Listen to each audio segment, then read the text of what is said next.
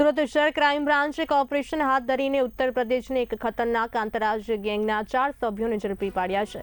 આ ગેંગ ખાસ કરીને મોટા શહેરોમાં મની એક્સચેન્જની દુકાનોમાં ગરફોડ ચોરી કરવામાં માહિર હતી।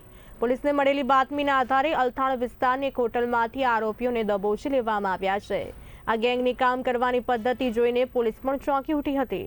આરોપીઓ કોઈપણ નવા શહેરમાં જઈને સૌપ્રથમ ગૂગલ સર્ચ એન્જિન પર મની એક્સચેન્જ નિયર મી સર્ચ કરતા હતા। તેમને ખબર હતી કે આવી દુકાનોમાં મોટી માત્રામાં રોકડ રકમ ઉપલબ્ધ હોય છે। ગૂગલ દ્વારા લોકેશન મેળવી તેઓ દિવસ દરમિયાન રેકી કરતા અને રાત્રિએ ચોરીને અંજામ આપતા। ક્રાઇમ બ્રાન્ચે જે 4 આરોપીઓને પકડ્યા છે આ તમામ આરોપીઓ મૂળ ઉત્તર પ્રદેશના વતની છે અને પરસ્પર મિત્રો છે। આરોપીઓએ કબૂલાત કરી છે કે તેઓ દિલ્હી, નોઈડા, હૈદરાબાદ, સિકંદરાબાદ અને ચેન્નઈ જેવા શહેરોમાં ચોરી કરી ચૂક્યા છે। સુરત ક્રાઇમ બ્રાન્ચે આ ગેંગના રિમાન્ડ મેળવી અન્ય કેટલા ગુનાઓમાં તેમની સંડોવણી છે તે દિશામાં તપાસ તેજ કરી છે।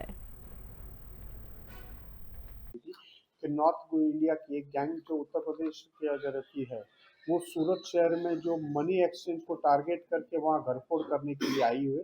इस इंफॉर्मेशन पे सूरत क्राइम ब्रांच के पीआई जैन जाला और पीएसआई महिड़ा ने 4 लोगों को अल्थान की एक होटल से पूछताछ के लिए लाया गया, जिसमें रिंकू चौहान, योगेंद्र ठाकुर, जुगराम राजपूत और अभिषेक ठाकुर करके ये 4 लोग सूरत में गूगल पे सर्च करके जो मनी एक्सचेंज की दुकान को टारगेट करने वाले थे।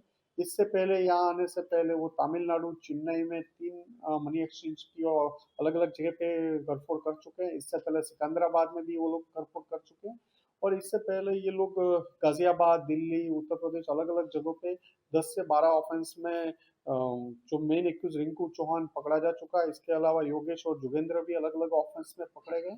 इनकी पूछताछ चालू है और अलग-अलग स्टेट की पुलिस को इन्फॉर्म